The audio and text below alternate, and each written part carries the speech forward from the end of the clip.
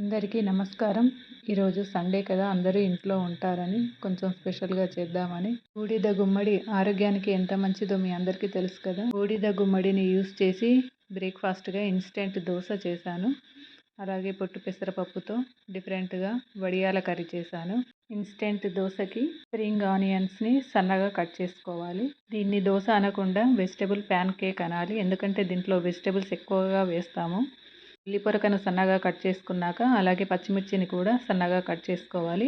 అలాగే క్యాప్సికాన్ని కూడా సన్నగా కట్ చేసుకోవాలి. మా ఇంట్లో మా పిల్లలు ఎక్కువగా దోసనే ఇష్టపడతారు. అందుకే ఎప్పుడు ఒకేలా కాకుండా ఇలా డిఫరెంట్‌గా ట్రై చేస్తాను. ఈ దోసలు కాలడానికి చాలా టైం పడుతుంది. అందుకే హాలిడేస్‌లో పిల్లలు ఇంట్లో ఉన్నప్పుడు ఆ టైంలో చేస్తే కొంచెం మనకి కూడా కంగారు ఉండదు. స్కూల్‌కి వెళ్ళే టైంలో చేస్తే వాళ్ళను రెడీ చేయాలి, లంచ్ బాక్సులు కట్టాలి, అలాగే లంచ్ ప్రిపేర్ చేయాలి. ఇవన్నీ పనులు ఉంటాయి కాబట్టి కొంచెం లీజర్ టైంలో ఇలాంటి ఇన్‌స్టంట్ దోసలు చేస్తే బాగుంటుంది. బూడిద గుమ్మడికాయను కూడా కట్ చేసి దాన్ని కూడా పీసెస్‌లాగా కట్ చేసి పైనున్న తొక్క తీసేసి ఇలా గీరుకోవాలి. అలాగే ఆలుగడ్డను కూడా పొట్టు తీసేసి ఇలా సన్నగా తురుముకోవాలి. ఇప్పుడు సన్నగా కట్ చేసిన వెజిటబుల్స్ని, అలాగే తురిమిన ఆలుగడ్డను, బూడిద గుమ్మడికాయను ఒక బౌల్లో వేసేసి ఇందులో 1 కప్పు గోధుమ పిండి, పావు కప్పు బొంబాయి రవ్వ, పావు కప్పు బియ్యం పిండి వేసి కొద్దిగా సాల్ట్, అలాగే కొద్దిగా మిరియాల పొడి వేసి వాటర్ పోస్తూ ఉండలు లేకుండా కలుపుకోవాలి. ఈ కన్సిస్టెన్సీ ఇడ్లీ పిండి కంటే కొద్దిగా లూజ్గా ఉండాలి. దోస పిండిలాగా బాగా లూజ్గా కలపకండి. దీన్ని అరగంట మూత పెట్టి పక్కన పెట్టేసేయండి. మీకు టైం ఉంటే గంట పెట్టుకున్నా పర్వాలేదు. ఈ పిండి ఎంత నానితే దోసలు అంత సాఫ్ట్‌గా వస్తాయి. ఈ వెజిటబుల్ ప్యాన్ కేక్‌కి ఇన్‌స్టంట్ టమాటో పచ్చడి. కుక్కర్‌లో టమాటాలను కట్ చేసి వేశాను. అలాగే ఎండుమిరపకాయలను కూడా వేశాను. కొద్దిగా పసుపు, సాల్ట్, అలాగే ఆయిల్ కూడా వేసేసి మూత పెట్టి 2 విజిల్స్ వచ్చే వరకు ఉడికించుకున్నాను. గిన్నెలో కూడా చేసుకోవచ్చు, కాకపోతే తొందరగా కావాలని ఇలా కుక్కర్లో వేశాను. పచ్చడిని నేను చాలా సింపుల్గా చేశాను, కానీ టేస్ట్ మాత్రం చాలా బాగుంది. మీరు కూడా ఒకసారి ఇలా ట్రై చేయండి. టమాటాలు ఉడికిపోయాయి. ఇప్పుడు వీటిని కొంచెం పప్పు గుత్తితో మెదుపుతున్నాను. రోట్లో వేసి దంచుదామని అలా ముందుగా పప్పు గుత్తితో మెదిపి ఆ తర్వాత రోట్లో వేశాను, కానీ సరిగా నలగలేదు. రోట్లో ముందుగా జీలకర్ర వేసి దంచాక ఆ తర్వాత ఉల్లిపాయలు వేసి దంచాను. తర్వాత టమాటాల్లో వేసి ఉడికించుకున్న ఎండుమిరపకాయలను వేశాను. ఆ ఎండుమిరపకాయలు కూడా కొద్దిగా కచ్చపచ్చగా నలిగాక టమాటాలు కూడా వేశాను.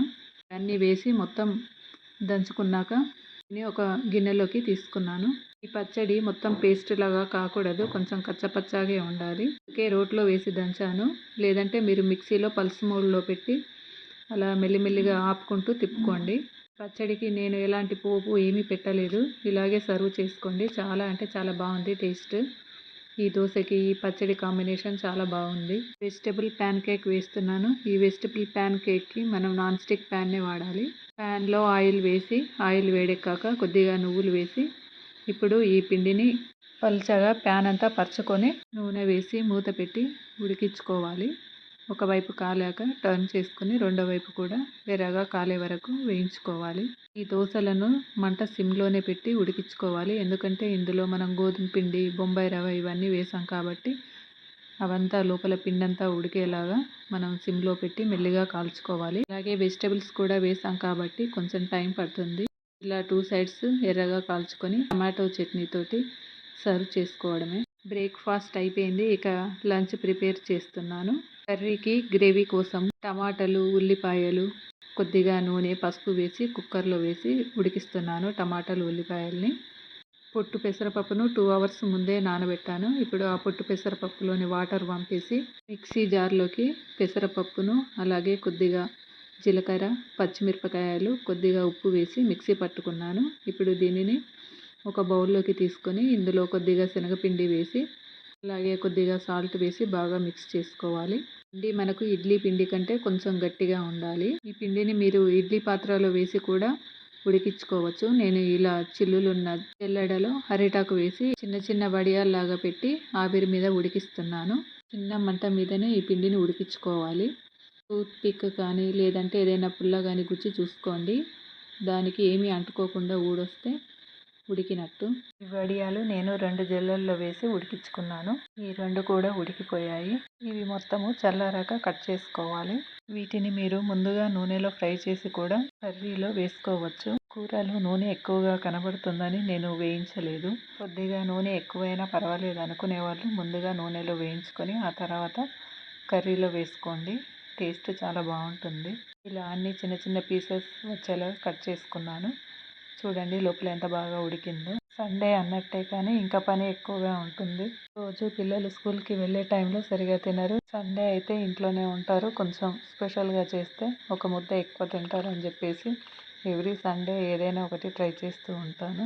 నేను ఎక్కువగా హెల్దీ ఉన్నవే ట్రై చేస్తాను. మీరు నా వీడియోస్ చూసే వాళ్ళకైతే తెలుస్తుంది. నేనే కాదు ప్రతి ఒక్కరు కూడా సండే వచ్చిందంటే ఏదో స్పెషల్ చేసే ఉంటారు. ఏం స్పెషల్ చేశారో మీరు నాకు కామెంట్ బాక్స్లో కామెంట్ చేయండి. వడియాలను కట్ చేసుకున్నాం కదా, ఇక కర్రీ ఎలా చేయాలో చూద్దాం రండి. ఇలా కుక్కర్లో ఉల్లిగడ్డలు టమాటాలు ఉడికించుకున్నాను కదా, ఇవి చల్లారిపోయాయి. ఇప్పుడు వీటిని మిక్సీ జార్లో వేసి మెత్తటి పేస్టులా చేసుకుందాము. ఈ పేస్ట్ని ఇప్పుడు పక్కన పెట్టేసుకుందాము. ఇప్పుడు ఒక కడాయి తీసుకొని కడాయి నూనె సగము అలాగే నెయ్యి సగము వేసాను నేను. మీరు కావాలంటే మొత్తం నూనెతో చేసుకోవచ్చు. నేను నూనె నెయ్యి 2 సగం సగం వేసి అది వేడెక్కాక అందులో సాజీరా ఎండుమిరపకాయలు వేసి అవి వేగాక మెంతికూర వేసాను. ఈ మెంతికూర మొత్తం మంచిగా బాగా పచ్చివాసన పోయే వరకు వేపుకోండి, లేదంటే చేదు వస్తుంది. అలాగే మెంతికూర బాగా వేగాక కొద్దిగా కరివేపాకు వేసాను. కరివేపాకు కూడా వేగాక దంచి పెట్టుకున్న అల్లం వెల్లుల్లి పేస్ట్ కూడా వేసి ఇది కూడా పచ్చివాసన పోయే వరకు వేపుకోవాలి. ఇప్పుడు ఇది కూడా వేగాక కొద్దిగా పసుపు కారము ధనియాల పొడి వేసాను. ఈ మసాలాలన్నీ కూడా ఈ ఆయిల్లో బాగా వేగాక కొద్దిగా సాల్ట్ వేసి ముందుగా మిక్సీ పట్టి పెట్టుకున్న టమాటో పేస్ట్ని వేసి ఈ నూనెలో మసాలాలు టమాటా పేస్ట్ అంతా కలిసేలా బాగా మిక్స్ చేసుకోవాలి. ఇదంతా బాగా మిక్స్ చేసుకున్నాక మీకు ఎంత గ్రేవీ కావాలో అంత సరిపడా వాటర్ని పోసి మూత పెట్టి ఉడికించుకోండి. అడుగు అంటకుండా మధ్య మధ్యలో మూత తీస్తూ కలుపుకోండి. ఇప్పుడు నేను ఇందులో ఉల్లి పొరకను సన్నగా కట్ చేసి వేసుకున్నాను. మీ దగ్గర ఉంటే వేసుకోండి, లేదంటే లేదు.